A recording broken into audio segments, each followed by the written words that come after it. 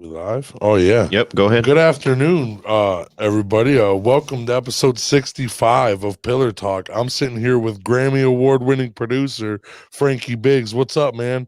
How, How are you? yeah. How are you doing? Tell us a little bit about yourself. Well, excuse me. Sorry, been hitting the bong a little hard before you guys before we started. Well, I'm a record producer, man, and I live in Barcelona, Spain. I'm from Monroe, Michigan, originally, and yeah, man, I'm out here doing my thing. You Like, made it out of Monroe. yes, There's so many dreams for so many of us Monroeans, especially to go to Barcelona, dude. Uh, I so was lucky. so why'd you move out to Barcelona? Oh, my wife is Catalan, and she's originally from here. And so we tried we tried the whole having her come to the United States. We were doing the 90-day fiance type thing before it became a TV show. Right. So but I was not going to move her to Monroe. It was just not going to fucking happen. So we went to Florida, and we gave it a good shot there, and she just, my career, once I started, getting more popular with my job, and I won a Grammy, and all these wonderful things started to happen. I was at a part where, I was able to leave. You know what I mean? Right. Without Right. sounding like a douchebag. Financially, that came Right. for me, and I was able to take off. And then one day she's just like, "Hey, man, the United States is not what I thought it was. I'm really not having a fun time here, and there's just, I think that we could do better in Spain." And I'm like, "Hey, man, my kids are older. Yeah. Let's fucking go. We got the money now. Let's make it work." So we did it, man, and it was one of the best things that I've done in my life. Oh, really? Well, I mean, because if you think about it, other countries really do think it's the promised land over here.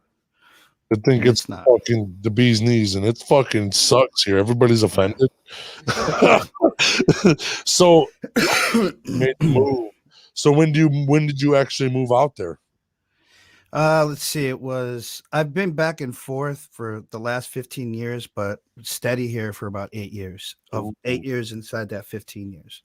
that's sweet. So yeah, man, just kind of she, you know, put herself through law school and just did all kinds of things and became a music business executive out here in Spain. And Oh, so yeah, you had some fucking avenues to go explore anyway. So that's sweet, dude. yeah, And is your career getting better because you're in Barcelona now? yes, It yeah. is? Mainly because of I experienced as a Latino, I experienced racism on both sides, white and black, and even Latino, actually. And because that's a factor in someone's career, especially in the entertainment business, that tends to make things difficult. You know what I mean? Because Right, you don't know where you're navigating as you're making your way through this industry. right, But the European industry is somewhat more honest. Still crooks. Let's not get it twisted, but right. meaning that I think the quality of people are better here is when it comes to business. Like if somebody says, "I want to work with you, but I can't right now because I can't afford you, but give me a year." In the United States, if somebody says that to you, you're like, "Yeah, whatever."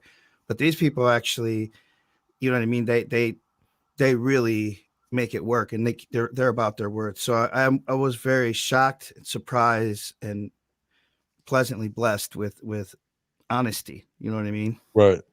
That's So that's kind of cool. So like you're your own producer? Do you have your own record label?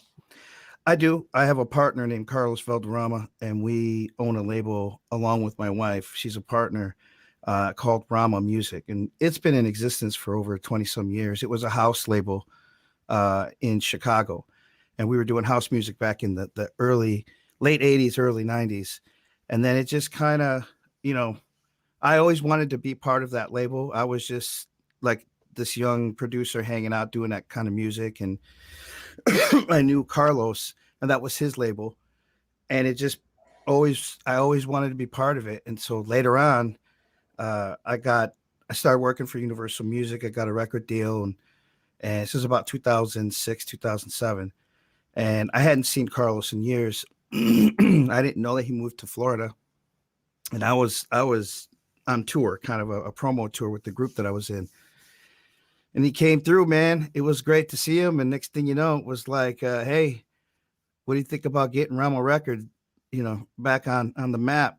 And I'm like, what do you mean by that? And he's like, I want to restart it, and I want to make you an owning partner.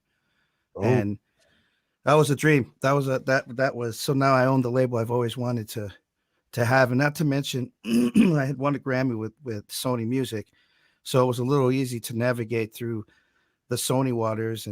right. And it just so happened that my partner had secured a deal with the Orchard, and Sony bought that, and we got grandfathered into this label deal. So yeah, we own a record label under the Sony Music That's fucking thing. sweet, dude. Congratulations.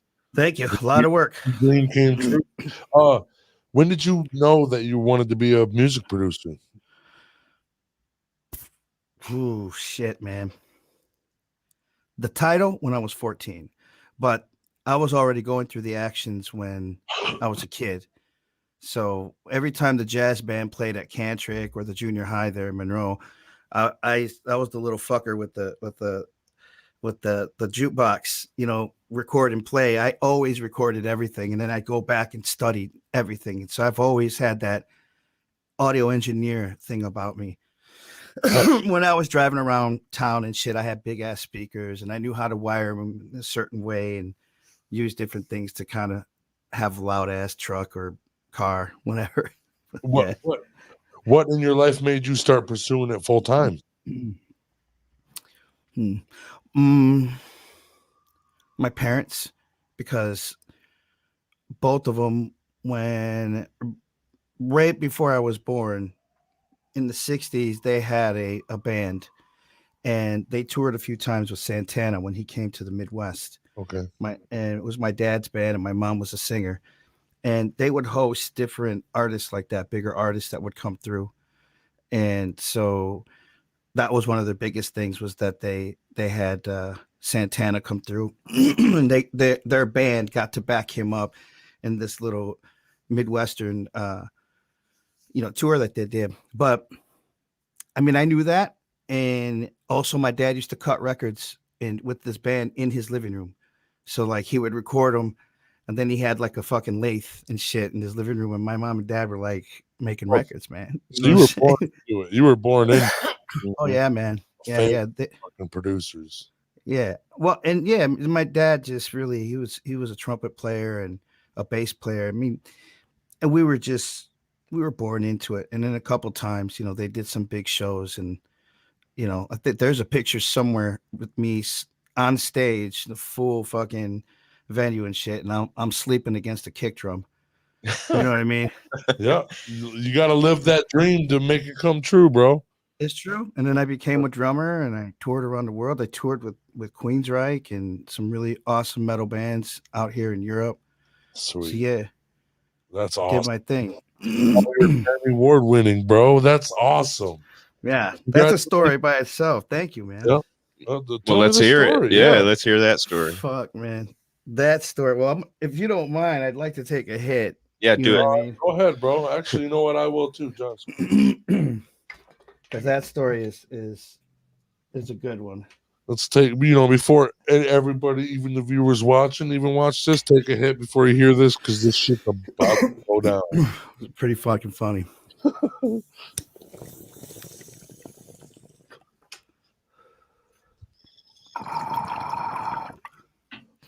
Got my little double bubbler. Yeah, it sounded pretty. Double bubble. Sounds like bubble gum, baby. Tastes like it. So I was living in Sanford, Florida with my wife. We just had this little ass apartment and shit, just getting things going. She was a singer at that time. And we had put out a couple records, or we had put out a record, and then we were in the middle of making her second record. So about a year before that, I used to go to Miami a lot because I was working for Universal Music down there. So I was back and forth quite a bit. So one of the times that I was down there, one of the Universal guys was like, "Hey, bro, come through to the studio. because there's this salsero, which means a salsa guy, a legend, named Oscar de Leon. I'm like, well, fuck. Of course, I know Oscar de Leon is the fucking man. He's legendary in salsa music next to Celia Cruz. So I didn't even know this guy was still alive or anything. So went there, and this old man comes out, man. He doesn't speak much English, and I don't speak much Spanish, so the conversation was a bit interesting. Yep. But it was cool because, you know, I'm meeting this legend, and so I really didn't know what I was doing then. There wasn't really, didn't tell me anything. So they're like, hey man, so we got this song that he did years ago that was a hit called Mentiras, which means liars. Excuse me. And we were thinking of doing this reggaeton thing over it. Could you spit on it? And I'm like, yeah, that's cool, man. You know, sure. So I came up with the lyrics and everything, and it was dope. And I got to hang out with this dude and, you know, meet him and some of the Sony execs that were with him and his manager and shit. What's that?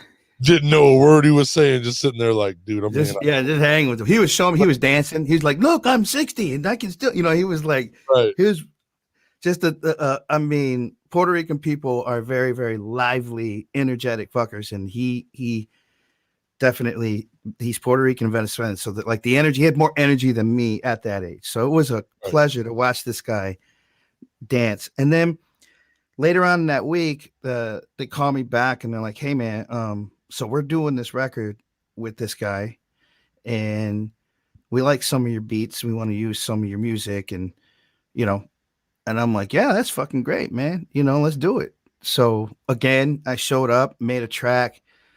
They showed me some other stuff. I did a bunch of stuff on that record, just spotty stuff, production, basically part of that whole thing. And that was it, man. You know, I said, hey man, it's great because I was working on other shit. I was working on a tour, you know what I mean? Like I had other stuff going. So this was really, really quick shit. You know what I mean? That I'm just getting in there and getting out. And, so then fast forward about a year and a half, I'm in Florida and my wife and I had this ritual back then. Every Sunday we would just eat bullshit and then we would diet the rest of the fucking week because we're both shit hogs. So you know that we were doing all right, man. You know what I mean? We're doing our thing. And this particular Sunday was boring as fuck. We couldn't find dick on TV, nothing. There was nothing. We are TV heads and we love to eat and watch TV. So we weren't finding anything. I was getting frustrated, ordered pizza. So I'm standing there with a fucking piece of pizza and I'm in my boxer shorts, in my underwear. And I have the control and I'm going through the fucking channels to see if we're going to see anything. So I'm getting frustrated. So I hand her the shit. So, and I'm telling her like, damn, dude, you know, they ain't shit. I was complaining. And all of a sudden she flips over to a channel and we see this artist that we know from Barcelona. And she's on a red carpet and she's dressed in red and all the shit. And we're like, what the fuck? Like, fuck where is she at? You know what I mean? And at first, because the footage looked beautiful, man. It looked like a fucking Maybelline cake. And I thought that's what it was, some kind of a fashion fucking thing. Because I see it, because it just looked staged like that, and there's just all these pictures and shit like that. I'm like, and then I realized it wasn't a commercial. I'm like, well, what the hell, man? So all of a sudden, it flashes on there, the Latin Grammy Awards in Los Angeles. And so we're like, yeah, it's fucking awesome, right? So now we have something to watch. So now we start watching. I sit down. We're smashing pizza. Now, the cool thing about the Grammys is that I know a lot of people that are there. So we're always trying to find the people that we know and talk shit. Yeah. Okay. Just talk shit about them. Because we're so jealous that we're not there. A fake suit right there. Look at that. Look at this motherfucker. Right. He owes me $10. Anyways, that's fake gold, bro. That's fake gold, bro. He borrowed that from me. Dude, it's just constant shit talking the whole way through because we're both so jealous that we're not there. We didn't get invited to nothing. So, anyways, you know, we're talking shit, whatever, and I get another piece of pizza. I'm standing there at the TV, and all of a sudden, it says, the Grammy Association would like to thank the following pre-Grammy winners. And then the scrolling starts on the bottom, right? Like all the people that now there's there's the Grammys, right? But they don't always. There's so many Grammys that they can only get to the most important ones, and that's what makes the big show. Right. Smaller, the other Grammys, and I shouldn't say. I don't want to say it's. They're not less important. They're just Grammys. Just like they're still Grammys. They just didn't make the, so. But all of a sudden, man, I see his name go by, and then everybody that was associated with that record and my name, and I just watch it just scroll by, and it was like slow motion, and the pizza was not in my hand anymore. It had promptly fallen on the floor. It was all slow motion, man. I look over at my wife, and it's slow motion, man. She jumps up, and she's just jumping up and down, and I'm like, what? And she's hugging me, congratulations. And I'm like, man, I can't even believe it, man. And then all of a sudden my phone rang, and Cat from Universal. So I'm like, hey man, what's up? And he's like, hey man, congratulations, man, you won. And I'm like, hey man, where are you? And he's like, I'm at the Grammys. I'm like, you could have fucking told me, you know what I mean? Like I didn't even know we were nominated. Yeah. Oh my God. It was bittersweet, but more sweet than bitter. I was just like, I would have loved to have gone there. That would have been nice to have my wife and instead to be able to. Instead, you won a Grammy in your boxers, dude. That's cool as fuck, bro. Yeah. And it was crazy because the year before, man, or a couple of years before, it was 2004, because that was 2007. But in 2004, I went to the Grammys in Los Angeles, and the cat that had signed me first, before I got signed to Sony first before Universal. So that cat, he's a producer. He produces J-Lo and Mark Anthony and all these people, and he's the cat that signed me. And so the year that I was there, I had just signed with these cats. And he's like, hey man, are you going to be there all day? I'm like, yeah, I just got here. It's like fucking 2:30 in the afternoon. I'm like, I'm here. Cause I'm in LA by myself. You know what I'm saying? I don't really have anybody. So he won all these Grammys, and I got to accept them. You know what I mean? And it was cool because they're like, Sergio George, it was the pre-Grammy stuff. So I got to go up there, and he asked me to do that. So it was cool. I just wish I would have had that moment for myself. And that's what I was thinking when I was up there. Like, well, he's not here. I'll take these for him. You know what I mean? And shit like that. I was like, I just want once to be able to get up there and do it. So I felt kind of robbed a bit that I wasn't, invited. Right. Yeah. But whatever. Fuck it. It doesn't matter because I got to retire after that. A Grammy's a Grammy. Oh, you got that put you into retirement? Oh yeah. Oh yeah. Motherfucker. Oh yeah. T-Rup always saying, yeah, I'm famous. Give me a Grammy. And I don't even do anything to get a Grammy. He doesn't. I live in Barcelona. That's all I can say. I'll say it in that way. But look, it's not easy either. It's not like I'm some fucking millionaire. It's nothing like that. It's just because anything could be lost in a day. I could lose everything. You know what I mean? But hopefully that doesn't happen, and I don't anticipate that. But if it does, it does. I don't give a fuck. To me, money's not really real. It's just who you are as a person inside. And, it's just the shit. Money's just the root of all evil, is what I think. It's needed right now. It's necessary. It's a necessary evil. I mean, that's the part. We can't live with it without it, unfortunately. Yeah. How's that weed in Michigan? Oh my pretty God, great. This shit's fucking great, brother. You guys are so lucky, man. Damn, dude. You live in Barcelona, bro. Yes, dude. But you gotta understand, it's like anything else. Over here, the weed is different. You know what I mean? Oh yeah. Dude, it's different. And a couple hours south, the weed's different. Here. Man, every time I go back to Monroe, though, man, my son hooks it up, and I'm just like, man, it's better. And I had to say this, and I'm going on record saying it because I'm in Amsterdam all the time. The weed in Monroe is better than Amsterdam. Don't get it twisted.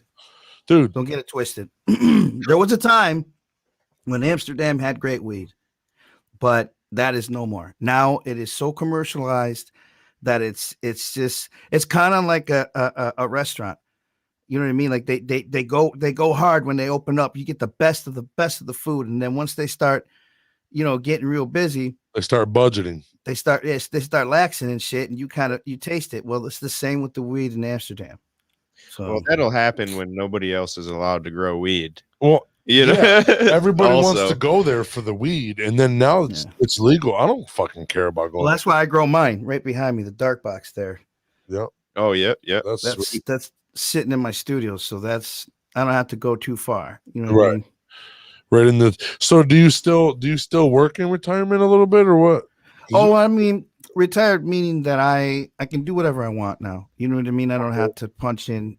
I don't have a clock or anything like that, or have to worry about. You still work. Right now a retirement plan, but yeah, so I'm good in that way. I'm sorry, I'm high. What was the question again? Oh, yes, I still do work. Yes, absolutely, man. Yeah. Sorry, my bad. Good I thing. forgot. Yeah. Too. I was like, what the fuck did I just say? What did I say? No, man. So I still do that, and I'm kind of starting to move into the Hollywood, scene, which is pretty cool. And a real good friend of mine, he's one of my best friends, Tommy Davidson, who's a legendary comedian. Oh. So we've got a couple projects that we're doing, and there's some folks over here too that work at Showtime and HBO, and it's been really cool linking with those folks, and now getting to the point where we can get into movies and TV series and stuff like that, which is I'm building my catalog so that I can start pitching my music to movies and stuff like that. I've already made a couple placements, but it's also not just doing music for that, but also doing like shooting movies and editing. So everything, the whole gamut, and it's cool. So it's well, if you ever want to fly a couple of goofballs out to Spain for a movie, we're down. I'll be a fucking movie star. Man, let me tell you something. I've had an idea for the longest time, and I'll just pitch it to you guys now. I have always wanted to do a movie in Monroe, and it takes place in Monroe, and I'm talking about a high budget film about a drug dealer and a cop, and the little war that ensues between that. You know what I mean? And I've always thought Monroe would be the perfect setting because it's such a bedroom community. You know what I mean? Yep. And that everybody's so fucking nosy, though. Yep. You know what I mean? That it is the bedroom communities with the blinds wide open. You know what I mean? And this movie play out like 7 times. I'm cool with it. I want to be in this movie. Yeah. Thought about it, man. I thought about doing something like that and reaching out to people. Like there's an actor here, Ernie. If you guys know, you guys know Ern? Heard of him. I've heard of him. I think I've seen him on Facebook. Yeah, man. So he's done a lot of he did the something in Detroit on Comedy Central, and he's been on a lot of stuff. So yeah, man, it's kind of that whole idea of doing stuff. But I don't know, a lot, I've pitched it to some folks, and everybody kind of gives that slant eyes, kind of like I'm like, well, I mean, look, man, I'm not saying I was born in Monroe. You know what I mean? So it's not like I'm not going to talk shit about Monroe. It's because I'm from here, but there's some cool stuff in Monroe that needs to come out. I agree. It's historic as shit, dude. Monroe is real historic. Yeah. I mean, we're bad motherfuckers too. Let's be honest. Yeah. Monroe guys have a fucking reputation of showing up and beating people up. I'm not saying it's a good thing, by the way. I'm just saying we don't take any shit. I feel like Monroe's on the come up. Yeah. Uh-oh. It's okay. Pop back in. My battery's dead. Uh-oh. It's okay. Fucked up. Yeah. Just come over here. Just come over here. I'm good. I'll be right here. I can still talk. Okay. Whatever. Or can I come over there? Yeah, you can come over here and I can set everything back up. Oh, I don't have a mic over there, do I? The mic's right here. Okay. Yeah. Cool, man. Yeah. Shit. What were we talking about now? The movie. Okay. Oh yeah, the movie. I think it'd be cool, man. I think it would work real good because it's a good movie with it'd be a good drama. There'd be a lot of oh no, and people would like it because I've seen the struggles of a lot of people. Like even I know cops and I know drug dealers in Monroe. Right. You know, and fuck, dude, that would be cool to kind of see it put together, dude. Monroe's real historic. They got a lot of cool shit, bro. The town looks sweet. So, but I don't know. I think Monroe's sweet. I was born and raised, so I'm a little bit biased, but fuck, Right. I'd make a movie.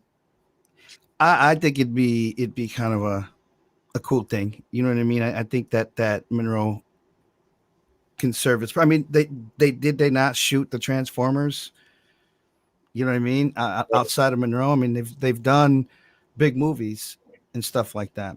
I don't know. It's just I think there's a lot of talent in Monroe, and I think that there needs to be an outlet. And ever since we started this podcast and wanted to showcase the talent, I was like, how many people around here are doing shit, following their dreams, you know? And then I started looking, and I was like, holy fuck, Monroe is lit with people doing shit, dude. There's music, art, clothing. And we've barely even scratched the surface of what was going on in Monroe. Everybody's out here doing people making fucking movies and shit. We know what is that, a videographer he's gonna make a documentary about Monroe, gonna actually make the history of Monroe and shit like that.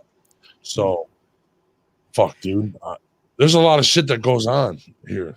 And well, another initiative that I'm taking up that I'd love to see Monroe get involved with, but I don't know if there's this element there is talking really, really tough with the World Dance Federation. And those folks are the people who they are heading the tournaments for the breakdancing category in the Olympics 2024 in Paris. And I want to be there. You know what I mean? Like me and Tommy were talking about, I'm like, he needs to be the official Olympic, fucking comedian. Right. And I want to DJ. I want to DJ the breakdancing events. And so, and I've been talking to these people, and it's been and it's like, well, look, I'm not only doing that. I don't only want to do that. I also would love to do a documentary that's outlining a troupe of breakdancers that are on their way to compete in Paris in 2024. Oh, that would be cool. Yeah, man. From here to there is what I'm thinking about. Do the road to the Olympics. The road to the Olympics, yeah, man. Because that's his story. I mean, that's history. That's going to be a historic event. And fuck yeah, I want to be there, man. Are you kidding me? I want to be part of that. And I think that I don't deserve anything in this world, but at least I think I deserve some respect in that way. And I think that for the work that I've put into the hip hop community, I would love, it'd be an honor to serve it back. You know what I mean? To be there in the Olympics. And I want that opportunity to be able to do that, because that's going to be history. That would be sweet. That's what we're doing. And of course, I think of Monroe a lot, and I think, well, are there breakdancers there? You know what I mean? Is there? I'm sure in Detroit there is, but no, I can't dance for shit, bro. I used to be able to, man, but I'm broke dance. That's what's going on with me. I like that idea. How could you get that going? That's just, it's still a couple years away, but it's kind of one of these things where you reach out to them and say, look, we're ready to do what's needed. I just found out that Wesley Snipes is actually he's kind of involved in bringing awareness to that. So I reached out to a few people out there in Hollywood, like, hey, can you put me in touch with dude? Because I mean, he's got this, the new movie that just premiered, the Coming to America too. Like, I'm sure he's busy, but I would love to head up some kind of a committee, something to bring awareness to the category at the Olympics and have some kind of representation. It would be great to have Monroe, some type of, not just me, but to have somebody we've done it before. We've had Olympians in Monroe before. You know what I'm saying? I know, damn sure know that there's some good dancers. So it'd be nice. It's kind of a pipe dream, but it's something I'm working on. And regardless, I'm going to be there. You know what I mean? Dreams, bro. Yeah. I mean, that's the one thing I tell a lot of people, like, how did you do it? It's because I just didn't stop, man. Like, nobody in high school liked me that much. You know what I mean? And it wasn't that they didn't like me, and it wasn't like I was bitching about it. It was just they didn't understand me, and I was just a little too driven to do what I wanted to do. I knew that high school wasn't going to be like life. You know what I'm saying? Right. So I didn't play football. I didn't do any of that stuff. That wasn't my life because I knew there was something beyond that. Just stayed to yourself and fucking. I did, and I didn't get invited to parties. I didn't, I wasn't the most popular cat, but that's cool because, and people talk shit about me. I got all kinds of stuff thrown at me, but I just kind of stayed my course, man. You know what I mean? I just did my thing. I'm a Grammy winning mother. What did you guys do? They still partying. Those motherfuckers that were partying are still partying right now. Well, I think it was funny was recently I had two people tell me something about myself about back then that I thought was really interesting, which was one of my cousins said, amongst the other cousins, we used to, and this was kind of rude, but this is the way it was. Like, we didn't know how long or what was going to happen with you, like what you were going to turn out to be, or if you were even going to last long enough to do anything, blah, blah, blah. I'm like, okay.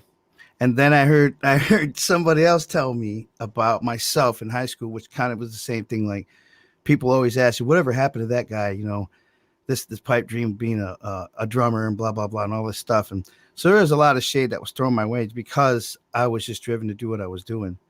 So it's funny because now those same people, they don't think that I know that I heard their shit, but those same people are the ones that get to go to my profile and take a look at, see exactly what I did. Because winning Grammys wasn't the only thing. I became a professor of music technology and science. Ooh. And I got hired by, Giles Lewis and Paul McCartney. I was scouted to be able to become a professor, and they were the reason why I even was able to get a permit and everything in Liverpool to be able to teach here. So I'm really grateful for that. But to my haters, I say thank you, man, because without you, I probably wouldn't have done that. You know what I mean?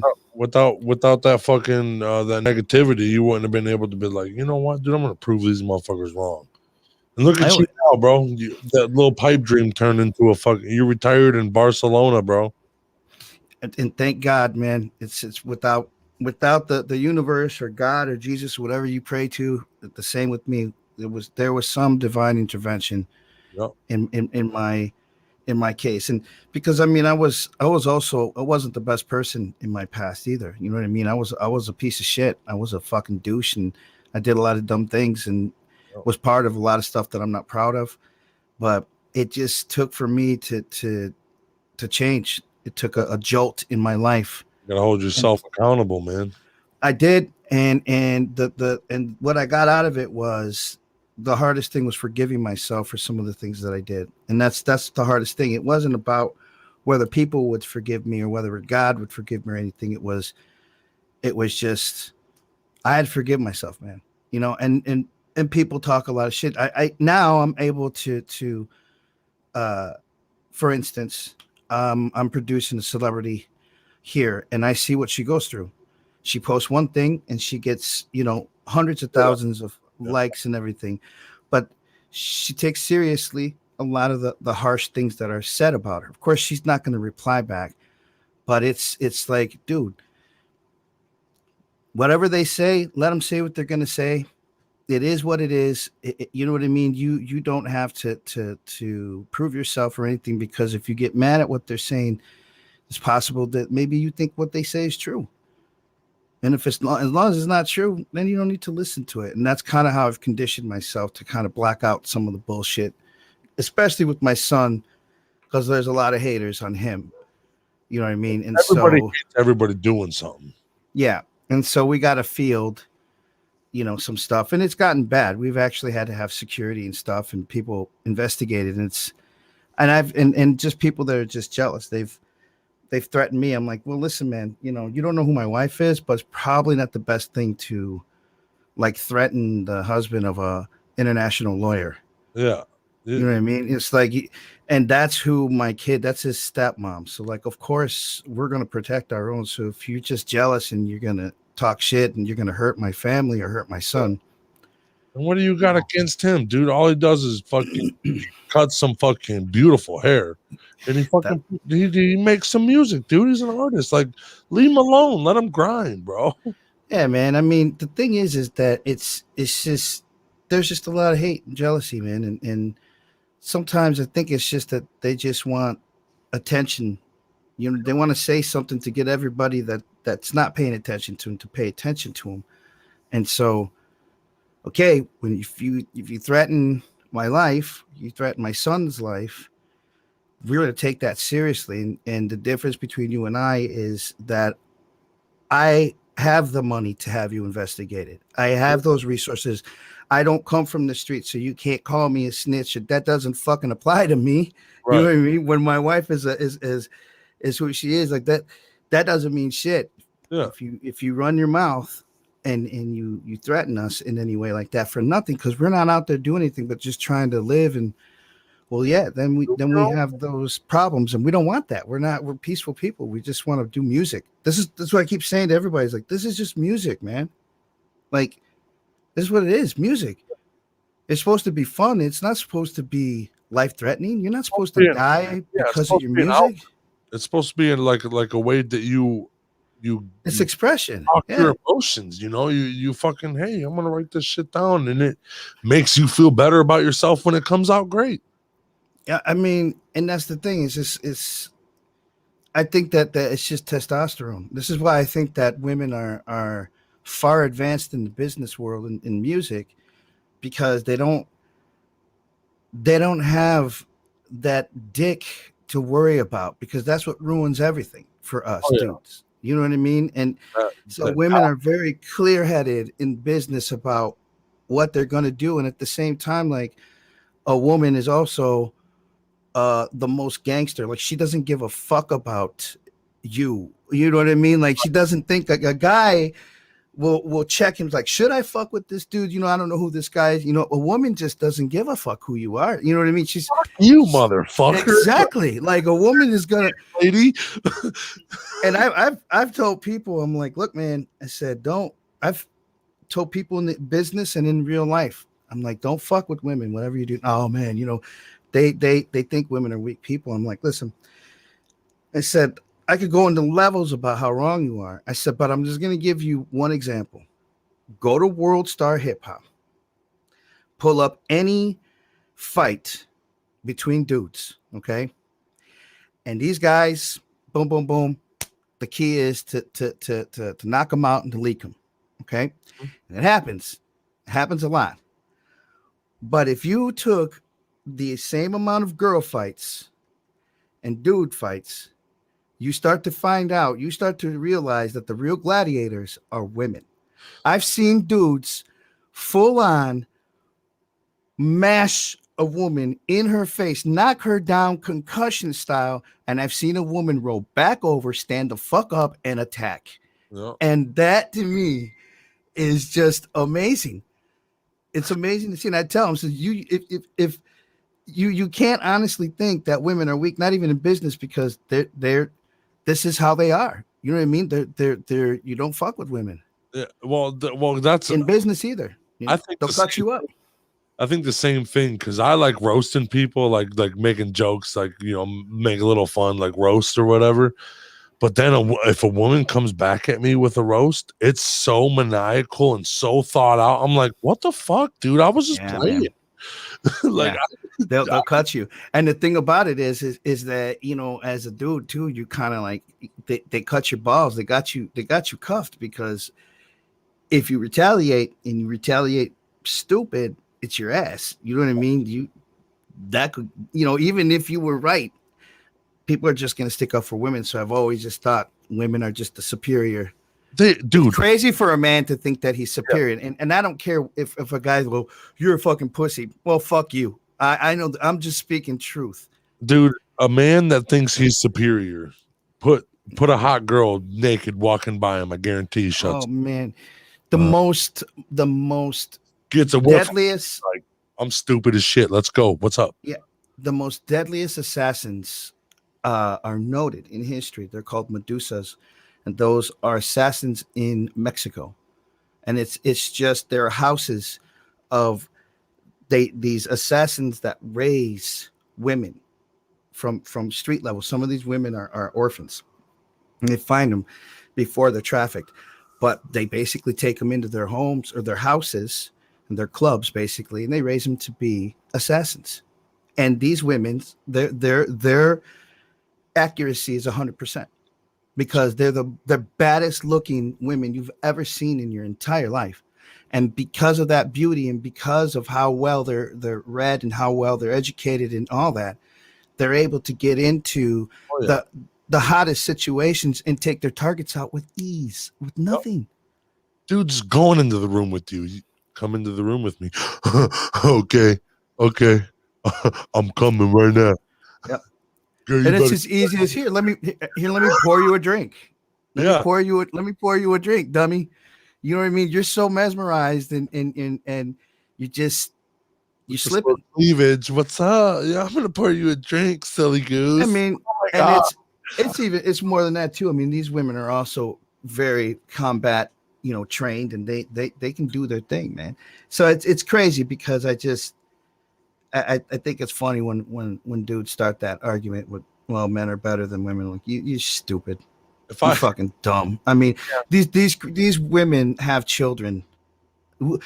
We can't even fucking get a titty twister without fucking crying like bitches. But this woman is pushing out a full human out of her uterus and is eating fried chicken 45 minutes later talking shit. We could never fucking do anything like that. It's stupid to think that we are it's not dumb. Shits an entire human out and then she goes home that day. Get the fuck out of here, dude. If I shit being out, bro, I'm done for at least a month. Don't even show me that kid. I'm sleeping.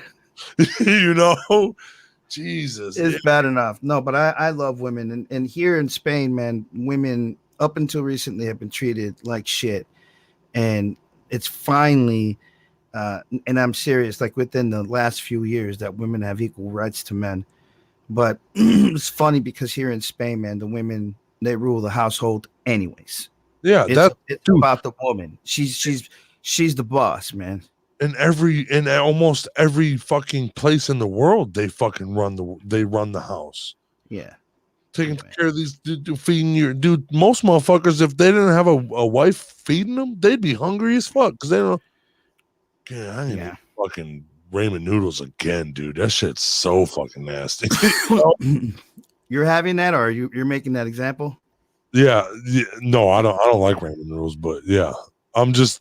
Most of them, a lot of people don't know how to take care of them fucking selves, dude. I can cook anything. Yeah. I'm a fucking chef. I mean, I cook every day.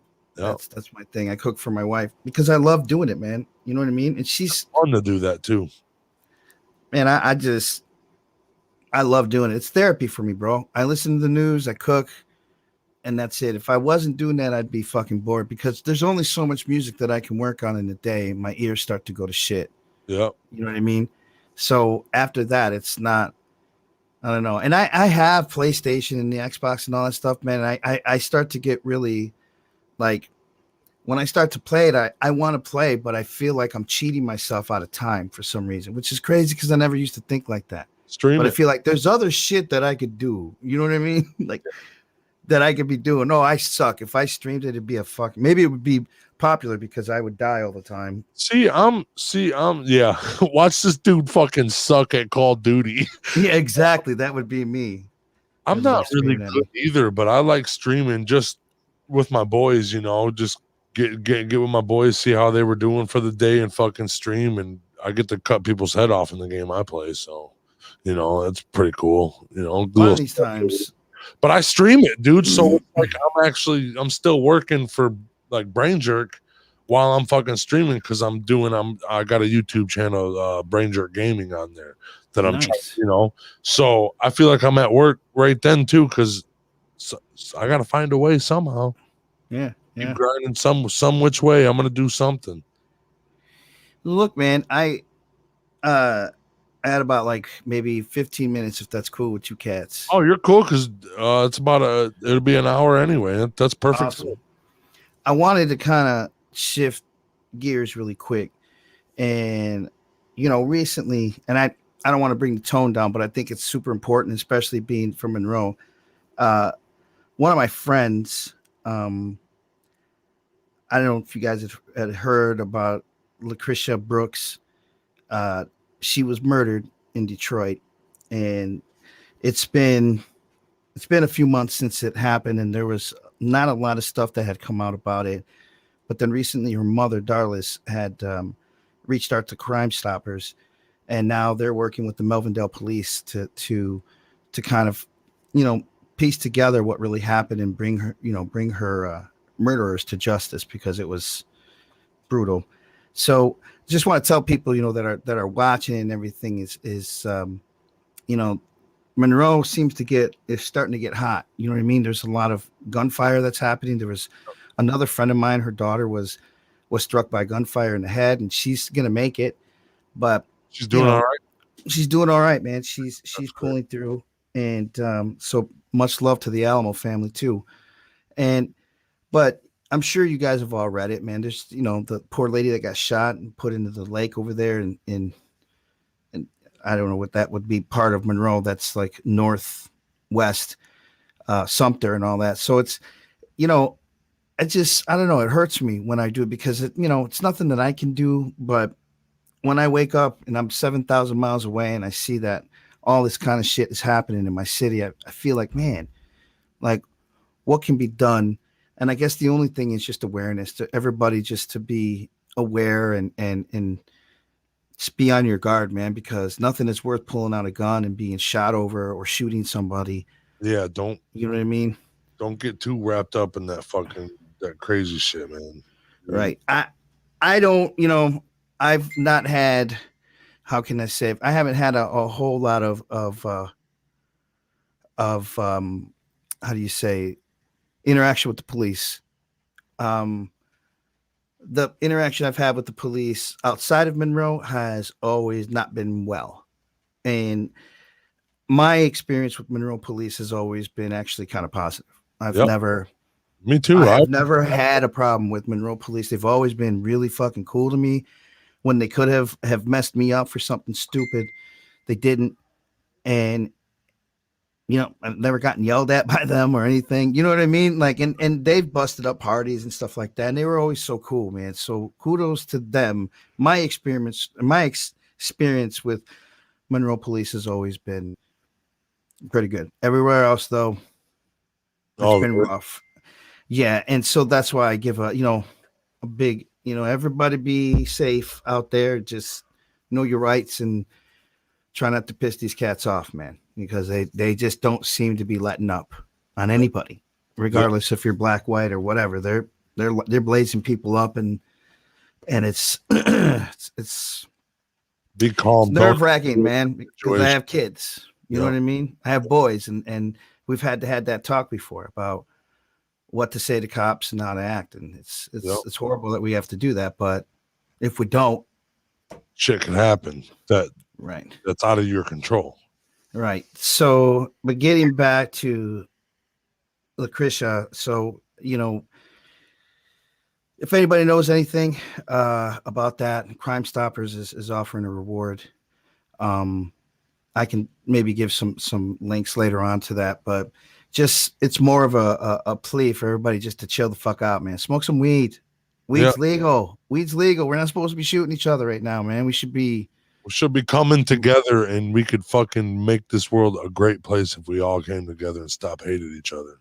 I mean, bro, could you imagine what we could do as a human race if we just fucking got along? Like right now in history, like as we speak, like there's not a time right now ever that we can point back to where we weren't so in touch with people. Like if I want to read about an indigenous tribe in Africa, it takes me seconds. I could probably reach out and start talking to somebody Right. from that tribe that I just read an editorial from, because it's like literally communication is at the speed of thought. Yep. So I believe that if in keeping that spirit, we should be able to do the same thing with peace. You know what I mean? And loving everybody and everybody being cool, because we're not going to accomplish shit if we're shitty people. Yep. We're just fucking ourselves up. We're not progressing. And unfortunately, as technology starts to evolve like that, if we're not with the attitude and the progression of technology and world, then the sprocket is out of sync, and that just points to chaos. And there's no organization in chaos. What I see is everybody's worried about what everybody else is doing. Nobody's worried about what the fuck they're doing. If we all just fucking got along and be like, okay, dude, everybody's doing everything they need to do, you start thinking about other motherfuckers and start thinking on plotting on motherfuckers. Dude, they're gonna plot on you too, bro. You're gonna be like, oh, they're plotting on me, so I'm gonna plot on him, and then fucking have some stupid shit go down and some poor little girl gets hurt. It's I'll tell you, man, it's especially with women, we are leaving a very important demographic in the shadows right now. And that is women from the ages of 18 to 35 who are single mothers, who are having children and the fathers are not there to help with the raising of this baby, let alone finances. And so that, whoa, am I the only one now? Oh, you're not. I just clicked the button because I'm sorry. Yeah. So that group of women that are to me are ignored, okay, because they have children they have to take full responsibility for, and they have a deadbeat who is not there to support emotionally or financially, or they're financially but it's not enough. You know what I mean? And that person's always trying to not pay. So what happens is that on paper, those women make too much money to ask for any type of assistance. Mm-hmm. You understand? Yep. Because on paper it says they're able to, it looks this way, but in reality it's not like that. And so these women are literally tied. They're shackled to a job and a way of life that is just enough. Yep. You know what I mean? Just enough to buy and feed your kids. And the thing about that is that we're missing the genius in these women, because some of these women have unbelievable minds that need to be expanded. They need to be explored. We need to know these ideas. We need to know who these women are. They're great leaders. Yep. and we're missing them, and we're missing who they are and what they could do for our world, because they're stuck. They're fucking stuck, and there's nothing that can help them. And so eventually I want to create some kind of a program called Catch Up, which pays the bills of a woman for 6 months. She is paid. The money she makes in her job goes to a bank account. Meanwhile, the idea is in 6 months' time, she's able to save that money that she's made. So after the 6 months, her bills are completely paid, and she's got this half of her salary sitting in her bank account. What does that do? That frees up the bills going forward. It gives her a little more time to possibly invest in some type of classes or something. But you know what I mean? If you woke up and if you're making $20,000 and in 6 months you didn't have to pay any bills for 6 months, just work, and then one morning you work up, you got 10 G's in your, you know what I'm saying? That's 10 grand plus what you're making. That's the kind of support that we need to give these young ladies. They need to have that chance to get themselves out of that rut. You know what I'm saying? Because once you start investing out of yourself, there's no stopping you. Once you start investing in yourself, you just got to get that investment money. And think about what that does. That just opens up the opportunities for these women to be in better positions to heal this world like the mothers that they are. And so I think that's what we're kind of missing that. And that's something that I really would like to work on in the future. That's obviously going to take billions of dollars to do, But if we can spend, $30 billion on a fucking plane that we don't even use. Yeah. You know what I'm saying? Like just one of those fucking planes could support these women. Yeah. Just one. Just one. Cool cars that you have 14 of them. You know what I'm saying? And elevate that woman. You give her an opportunity to realize her visions and people, what about men? I'm like, look, man, I'm not saying that I would never, that sorry. It's easy to do that, like as a man. A man is a little more malleable, meaning he can go different places. You're right. Yeah. But women are fucking stuck like Chuck, man. And they're stuck. Yeah, for real. And that's and if a man feels stuck, he just fucking leaves. And yeah, it is a I don't know. This world, the way it's working out right now is kind of weird. But I just feel I have hope too. I know that eventually we're all going to get out of this rut. We all just need to put our heads together. And I guess the only other thing is I keep waiting for the fucking aliens to show up. Like when? Right. When are you guys showing up? You guys need to help us out here. Real shit, man. Like Velcro is not enough. Yeah. Plug yourself in and everywhere we can find you, and then we got one more question for you before you get off here. All right. Well, you can catch me on Facebook at Frankie Biggz, just like it's spelled, FrankieBiggz. Same with Instagram, like all my handles from Twitter, IG, TikTok, but I'm not doing TikTok videos. It's just more for promotion, but Facebook. But given that I'm 48 years old, Facebook seems to be the mode for me for the best communication. So you can find me there. Absolutely. Okay. One last thing to say to the world. What are you going to say?